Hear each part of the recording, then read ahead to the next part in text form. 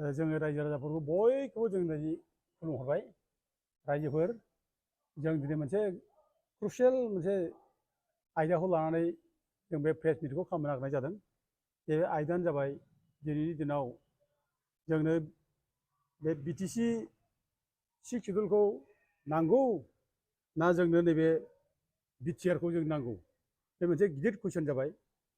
BTC six सिडिउला जोंनि मोनसे six सिडिउलनि गोहो, बेजों जोंनो गाव खुंथायनि जोंनो गोहो हरनाय जादोंमोन।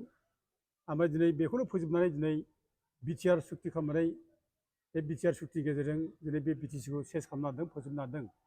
दा बेनि थाखायनो जों दिनै बिनि सायाव माखासे खेंफोरथि जों लुबैदों आरो जोंबो खेंफोरथि होनो सानदों।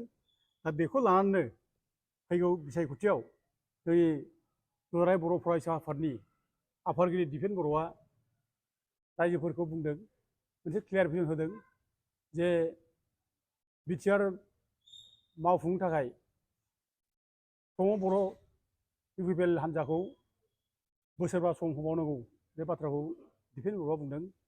दा बोसोरबाजों बिटिआर मावफुंनाया सम्भब नङा। दा बोसोरबा थांबाय, बेयाव मावफुंनो हायाखै। दा खिन्थु बोसोरबा टाइम जोंनो होबावनांगौ होननानै दिपेन बर'आ बुंदों। दा लोगोसे बिथाङा बुंबावदों जे 2003नि उनाव हाग्रामा महिलारिनोबो जथेस्थ' दुलाराय बर' फरायसाफ्रा बिटिसि सुक्तिखौ मावफुंनो समाय होदों होनना बुंदों। दा बेयावनो आं दिनै रोखा रोखा रायजोफोरनि सिगाङाव आङो खुलायै बेखेवनानै सानदों। दा दिपेन बर'आ फार्स्टआवनो जे 2003नि उनाव बिटिसि सुक्तिखौ मावफुंनो थाखाय हाग्रामा महिलारिखौ माने सुजुग होदों होननाय बाथ्राया बे नंखाय, एखेबारे गगार मिसा, बे थगायदों, बे नङै खोथाखौ बुंदों। बे 2003आव बिटिसि सुक्ति जानायनि उनावनो जेब्ला प्रथम बिटिसि इलेक्सन जायो 2005आव, बे समाव उरखाव गोरा ब्रह्मआ बिटिसि चिफ जानो फैदों आरो बेखौनो चिफ खालामनो थाखाय दुलाराय बर' फरायसाफोरनि बै समनि नेताफ्रा दिपेन बर'मोनहा उरखाव गोरा ब्रह्मखौ चिफ खालामनो थाखाय माने बिटिसिआव दावराव दावसि खालामदों आरो बिथांमोनहा बिपिएफ हान्जा गावस्रानायखौ बिथांमोना खालामदों। बै समाव माने उरखाव गोरा ब्रह्मखौनो प्रजेक्ट खालामनानै बुलाय सोलाय खालामदों। बिटिसिनि प्रथम इलेक्सनाव 2005आव फार्स्ट बुलायजेनग्राबो बे उरखाव गोरा ब्रह्म।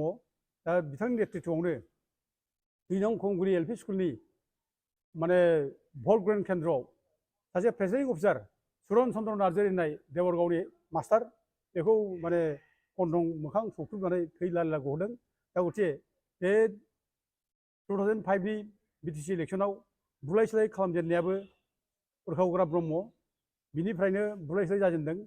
दा उरखाव गोरा ब्रह्मआ आरो लोगोसे एबसुआ दायथ' दंमोन जे बिटिसि एकर्ड जानायनि उनाव बे बिटिसि एकर्डखौ मावफुंनो थाखाय बिसोरो ज' ज'सो मावलायनांगौमोन, हाग्रामा महिलारिखौ मदद होनांगौमोन, ज' ज' मावलायनानै खामानि मावनांगौमोन। खिन्थु बिसोरो ज' ज' मावलायनानै 2005नि इलेक्सनाव हाग्रामा महिलारिखौ होखारनानै उरखाव गोरा ब्रह्मआ चिफ जानो नागिरनानै माने बिपिपिएफआव गावस्रानाय लाबोदों, बिपिएफआव गावस्रानाय लाबोदों। दा गावस्रानायनि मुल दायनिगिरिया उरखाव गोरा ब्रह्म आरो एबसु। दा दिनै दिपेन बर'आ जे बुंदों जे माने हाग्रामा महिलारिखौबो बिटिसि सुक्ति मावफुंनो थाखाय जथेस्थ' सुजुग होनाय जादों होनना बुंदों। दा बे मिसा खोथा, बे थगायसुला थगायनाय बाथ्रा बुंदों। आरो दाना लोगोसे बे बोसोरबाजों बिटिआर सुक्तिखौ मावफुंजोबनो हायाखै, सम नाङो। दा बिनिखायनो फैगौ इलेक्सनाव इउपिपिएलनि हान्जाखौ सापर्ट खालामनांगौ होननानै माने दिपेन बर'आ खुलायैनो एनाउन्स खालामदों जे टाइम नांबावगौ, बोसोरबा टाइम होबावनांगौ प्रमद बर'नो बे बिटिआर सुक्तिखौ मावफुंनो थाखाय। दा बेखौ प्रेस मिटनि गेजेरजों खुला खुलि बुंनायदों। इतिमयधे दा माने एबसुनि सेंग्राफ्रानो दिनै गामि गामि हाबनानै फैसा रानदों, अबेबा बुलाय सोलाय खालामदों। दा बिथांमोनखौ एक्टिभलि इउपिपिएल जानानै इलेक्सनाव ओंखारनाय जों बेखौ नुनो मोन्दों। दा दिनै बिनि गेजेराव जे बिथाङा जे बुंदों जे बिटिआर सुक्तिखौ इमप्लिमेन्ट खालामनाय बाथ्रा, दा बेयावनो आं माखासे कुइसन रायजो राजा जानानै बयबो जानानै आङो खालामनो लुबैदों। बे कुइसनखौ दिपेन बर'आ होनांगौ आरो बेखौ सानथामनि गेजेरावनो बिथाङा रिप्लाइखौ होनांगौ।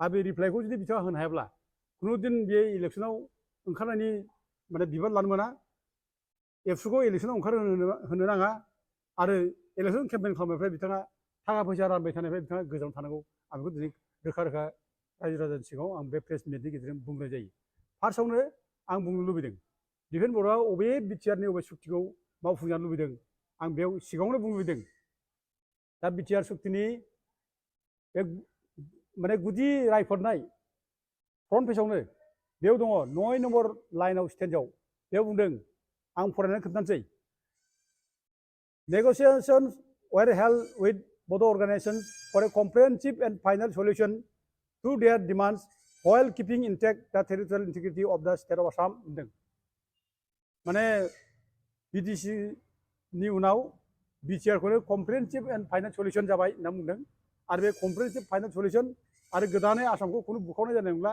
आसामनि बाउन्डारि बेनो थासिगोन जोङो रायजो नांला होननाय जादों दा बिदिब्ला नोङो बे रायजो नांला होननाय बे बिटिआर सुक्तिखौ नोङो दिफेन बर'आव बोरै मावफुंनांगौ होनना बुंखो दा बे बिटिआर सुक्तिखौ मावफुंनाय जायोब्ला दा बेखौ जुदि गभर्नमेन्टआ मावफुङोब्ला बिनि आयेन जुदि पास जायोब्ला अब्लाथ' आसामाव खुनुदिन बुखाव जानाय नंला आरो जों बड'लेण्डखौ खुनुदिन मोननाय नंला बड'लेण्ड जानाय नंला अब्ला बड'फानि जे गोथाव सिमां दंमोन गोथाव थांखि दंमोन गेरेमसा बर' हारि दानायनि बड'लेण्ड रायजो सोरजिनानै अब्लाथ' माने जानाय नंला माथो बड'फानि थांखिजोंबो बड'फानि सिमांजोंबो नोंथां खाबजाखै बेरेखा थांबाय दा गथे अब्ला बे नों रायजो नांला होननाय बे सुक्तिखौ बोरै इमप्लिमेन्ट खालामजानो लुबैयो दिफेन बर'आ बे जबाबखौ होनांगौ आं बिथांखौ दा सिगाङावनो बुंनाय जायो आरो बिनि उनाव नैथियाव आं खावलायनो लुगैयो 3 नम्बर अल्टारेशन अफ एरिया अफ बिटिडि बे होननाय दं आरो बे 3 नम्बरनिनो 3 साब क्लज 2 आं बेखौ खोन्थानो लुबैदों बेयाव लिरदों